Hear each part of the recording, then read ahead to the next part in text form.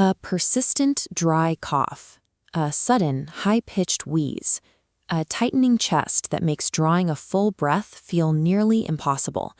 These are the classic, widely recognized hallmarks of an asthma attack. But treating a patient based entirely on these outward symptoms is statistically unreliable. Medical reviews show that between 12 and 50% of people assumed to have severe asthma are actually carrying the wrong diagnosis. That high error rate exists because a handful of imposter conditions mimic an asthma attack. Chronic obstructive pulmonary disease, vocal cord dysfunction, and even the physical stress of severe obesity can present with the same wheezing and breathlessness. This clinical flowchart from the Global Initiative for Asthma shows how doctors are instructed to solve this. It requires providers to move away from symptom guesswork and follow a two-step verification process that demands objective lung function testing. By requiring medical providers to confirm the disease with objective data, this framework avoids the long-term side effects of unnecessary steroid use and ensures patients receive the specific inhaled treatments required to prevent a severe attack. The investigation begins with a detailed look at the patient's medical history, specifically looking for evidence of variability. Asthma is rarely a constant condition. Instead, it is defined by intense fluctuation. Doctors comb through a patient's history looking for specific temporal patterns. They want to see if the wheezing and coughing predictably worsen late at night, or if the patient is routinely waking up in the early morning struggling for air. They also look for clear environmental triggers. These varying symptoms are frequently activated by moments of physical exertion, breathing in cold air, a fit of laughing, or an underlying viral respiratory infection. Pinning down this pattern of shifting, trigger-based symptoms allows a doctor to separate asthma from structural lung diseases that cause a chronic, unvarying shortness of breath.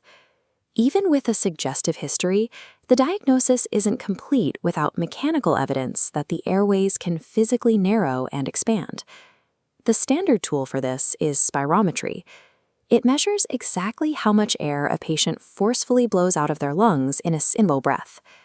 The core metric of spirometry is FEV1, or forced expiratory volume in 1 second.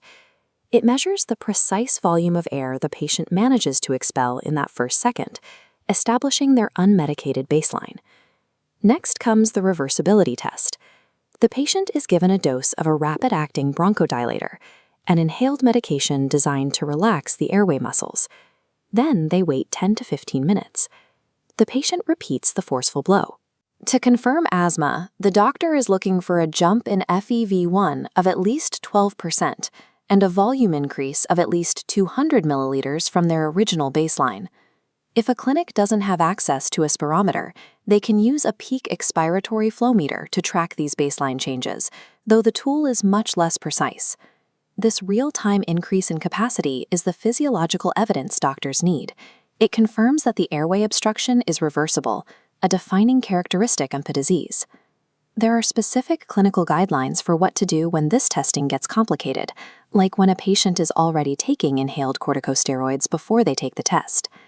Because control medications naturally improve lung function, doctors may have to safely step down the patient's prescriptions over a period of weeks to reveal their true, unmedicated airflow baseline. The other major exception is young children. Kids aged 5 and under often cannot follow the rigid, forceful breathing instructions required to make spirometry work. This diagnostic chart details a 3-step clinical workaround for toddlers. Doctors must document recurrent acute wheezing episodes, rule out all alternative respiratory causes, and finally, observe a clear reduction in symptoms when asthma medication is applied. Even without the use of a machine, the logic remains the same.